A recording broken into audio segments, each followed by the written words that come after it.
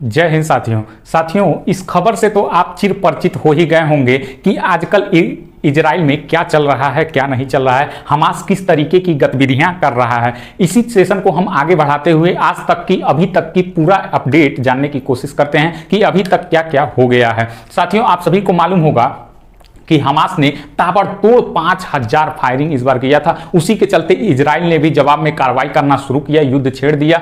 अब जाकर के यूएस ने भी अपना बेड़ा भेज दिया है, चाहे वो समुद्र के मार्ग से हो, चाहे वो लड़ाकू विमान के जरिए हो, यूएस से भी वो बेड़ा आ गया है। इजराइल के सपोर्ट में पूरी दुनिया उतर आई है। हालांकि हमास का सपोर्ट कोई नहीं करता है, बस 2-3 देशों को छोड़ दिया जाए अगल बगल के मुस्लिम कंट्री को, तो उनका सपोर्ट कोई नहीं करता है। करते हैं किनका? फिलिस्तीन का करते हैं, लेकिन हमास का कोई नहीं करता।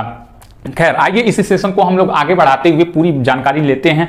कुछ इजराइल के पुराने सेशन को भी बात करेंगे कि क्यों मोसाद थोड़ा सा कमजोर पड़ रही है, इसकी वजह से इजराइल के नागरिकों की इतनी जिंदगी चली गई, अभी कितने इजराइल के लोग हमास के कब्जे में है, सारी बातें हम लोग इस सेशन में जानने वाले हैं। साथियों, अभी तक आप लोगों को मालूम हो तो जब तक मैं वीडियो बना रहा हूं 1300 से अधिक लोगों की इसमें मृत्यु हो गई है। साथ ही साथ इसमें घायलों की संख्या बढ़ करके 3000 से ज्यादा हो गई है। और जैसे दिन बीतता जाएगा ये घायलों की संख्या मृत्यु में परिवर्तित हो जाएगी, क्योंकि घायल इतना कह लीजिए कि इतनी ज्यादा मात्रा में हुए हैं लोग कि मतलब कि किसी का हाथ ही कट गया है, किसी का पैर कट गया है, तो किसी के ऊपर छत वाली पूरी बिल्डिंग ही गिर गई है, तो बहुत गहरा उनको चोट आया है, जिसमें बचने की संभावना बहुत कम बताई जा रही है कुछ लोगों की। तो इसीलिए ये घायलों की संख्या मृत्यु में बदलने वाली है।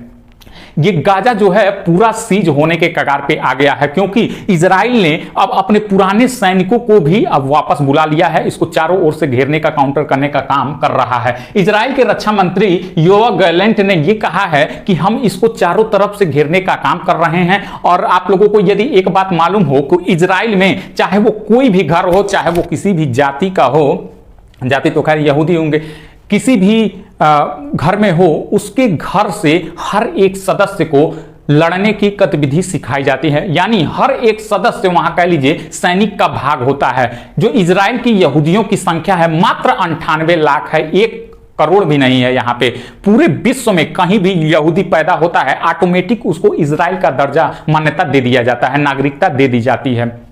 क्योंकि यहूदी दिमाग के बहुत ही तेज होते हैं, उनका IQ 130-140 से ऊपर होता है। बहुत पैसा इन लोगों के पास होता है, बहुत दिमाग वाले होते हैं।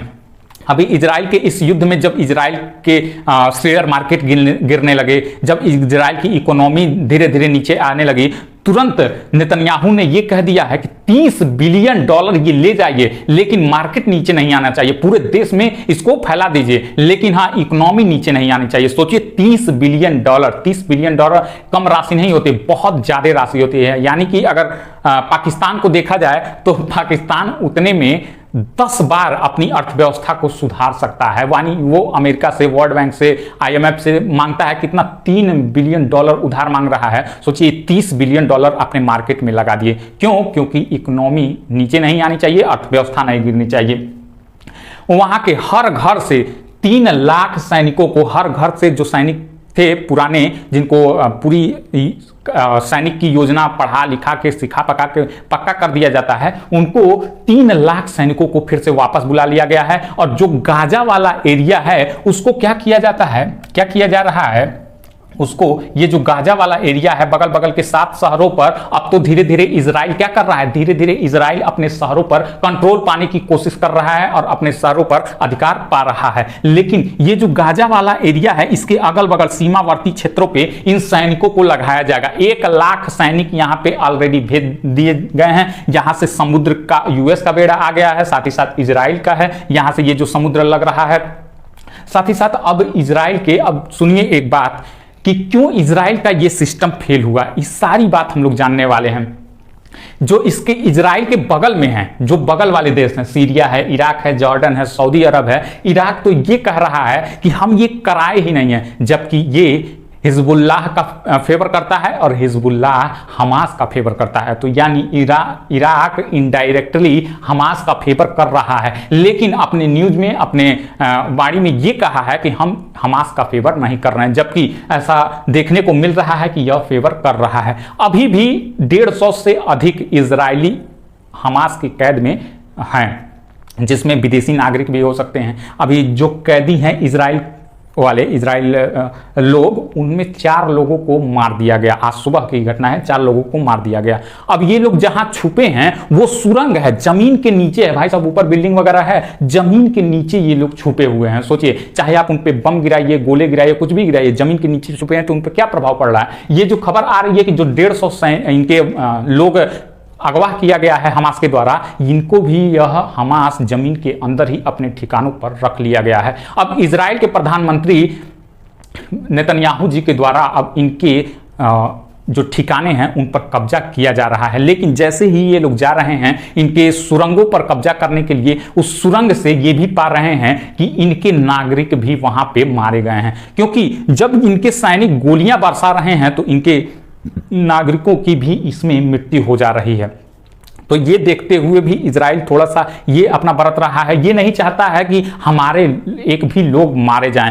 ये 1 लोगों के बदले, 2021 की बात है, 1 लोगों के बदले 10-10, 20-20, 100-100 लड़ाकों को छोड़ा है। हमास लड़ाकों को 100-100 लोगों को छोड़ा है 1 लोगों के बदले। सोचिए कि इनके लोग कितने इंपॉर्टेंट हैं। खैर, इजराइल के द्वारा जो गाजा में खाद्य सामग्री की पूर्ति की जा रही थी, तेल दिया जा रहा था, बिजली दी जा रही थी, वो सारे चीजों की कटौती कर दी गई है। अब आइए एक बात जान लेते हैं, ये जो इजराइल का आयरन डोम था, ये क्यों फेल हुआ, कैसे फेल हुआ, जबकि इजराइल ने तो क्या किया है अपने पूरा सीमावर्ती क्षेत्रों में, तो एक तरीके से कह लीजिए इस प्रकार से लगाया हुआ है, यानी इसके ऊपर इजराइल के सीमावर्ती या फिर इजराइल में कहीं भी बाहर से कोई भी बम वर्षा होती है, कोई रॉकेट आता है, तो ये ऑटोमेटिक क्या होता है, उसको जाते हैं काउंटर कर देते हैं, ऑटोमेटिक सब लगा हुआ है। लेकिन बात यही आती है कि ये आयरन डोम जो ये फंक्शन है, ये इजराइल का फेल कैसे हो गया। ताबड़तोड़ 5000 रॉकेट बम बारूद इस हमास ने दागे। तो एक कहानी से रिलेट करिए 2 साल पहले की, 2021 में 137-150 के करीब में इन्होंने गोले दागे थे। इसी गाजा वाले स्थान से हमास ने लगभग 150 गोले दागे थे, रॉकेट दागे थे, तब भी इसका फेल हो गया था, पूरी तरीके नहीं फेल हुआ था। लेकिन क्या हुआ था, 90% ये क्या हुआ था, फेल हो गया था ये आयरन डोम का सिस्टम। अब सोचिए, जब ये 150 दागे थे, 90% फेल हो गया, तो 15 तो बचा ना। तो इस 15 में 2021 में कितनी तबाही हुई थी, जिससे इजराइल ने एक अपना ऑपरेशन चलाया और पूरे गाजा वालों को भाई साहब शांति ला दी। तो इजराइल यही समझ रहा था कि गाजा में तो अब शांति है, लेकिन हमास वाले यहीं पे बैठ करके अपना प्लान क्रिएट कर रहे थे। ये प्रक्रिया 1-2 महीने की नहीं है, ये प्रक्रिया तब से चल रही थी। इजराइल को ये लगा था कि हम तो यहाँ पे शांत करा करके आ गए हैं, अब यहाँ पे कुछ भी नहीं होने वाला है, लेकिन प्लान यहीं पे रचा जा रहा था, सब कुछ यहीं पे चल रहा था। इसी वजह से शनिवार की सुबह में ही जब इनका त्योहार था यहूदियों का, 5000 रॉकेट इन्होंने ताबड़तोड़ कुछ ही मिनटों में दाग दिए। अब एक डाटा और समझने की कोशिश करिए, यहां 90% वाला 5000 जब दाग दिए, 5000 रॉकेट बम बारूद, तो इसमें से अगर 90% को ये आयरन डोम सिस्टम अगर पकड़ लेता है, तो भी तो 500 रॉकेट ऐसे हैं जो कि इजराइल की धरती पर जाकर के गिरे होंगे। यही 500 जो रॉकेट थे, ये इजराइल के लिए काल हो गया, जिसमें इतने लोगों की मृत्यु हो गई, इतनी बिल्डिंगें गिर गई, इतने लोग बुरी तरीके से घायल हो गए। खैर, इसमें विदेशी लोगों को भी बंदी बना लिया गया है, मारे जाने की खबर आ रही है। बंदी में विदेशी लोग भी हैं और इसमें मारे जाने की भी खबर आ रही है। 28 लोगों की खबर इसमें अभी आ रही है, जिसमें से नेपाल के 10, यूएसए के 4, थाईलैंड के 12, यूक्रेन के 2 लोग शामिल हैं। कुल 28 लोगों की ये संख्या है। यूएस से लड़ाकू बेड़ा भेज दिया गया है, चाहे वो समुद्र के मार्ग से हो, चाहे वो एयर के मार्ग से हो।